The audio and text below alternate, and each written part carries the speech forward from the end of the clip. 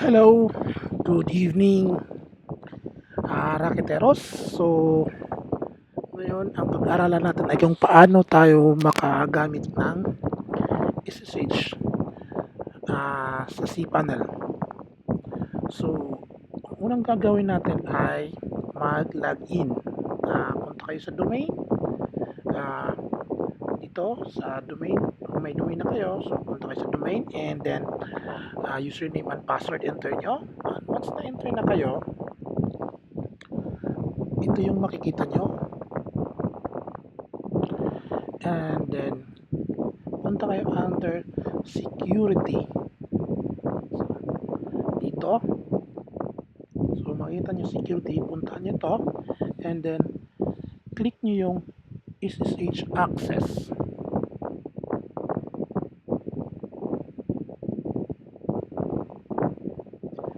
And then, click manage SSH keys. Then, import. Yeah.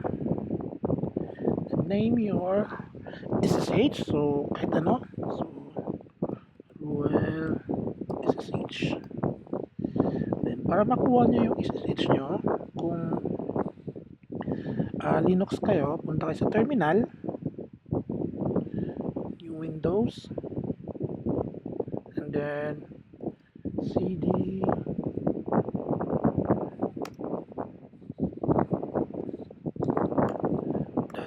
/ssh id underscore rsa dot cd. Okay, then makikita nyo meron niyang id rsa underscore rsa dot pub. So ito yung kunin nyo. So it's either pb copy o para makita nyo cut and then type na and then copy and then paste nyo dito sa paste the public keys into the following text box. So paste nyo yan and then import. Ngayon kung mapansin nyo kung pupunta kayo dito, so gagawin natin, type natin at google.com. I'm sorry, SSH Google Nova at google.com.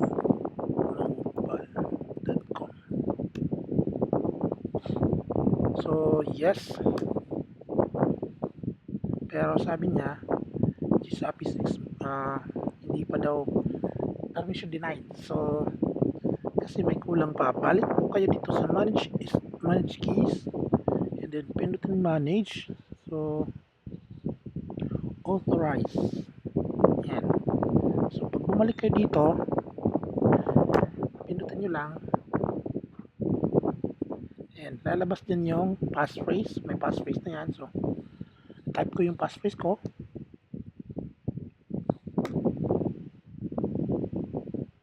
So nakapasok na po ako sa cPanel SSH ko. So pwede mo nang gawin kung ano yung gusto mong gawin dito. So to check,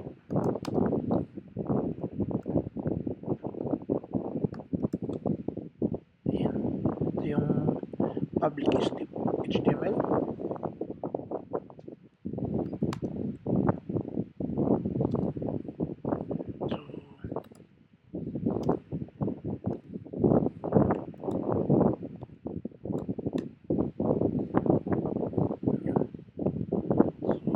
Madali lang.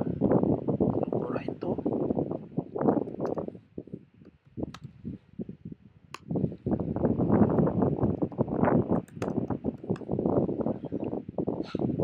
Okay. So that's it.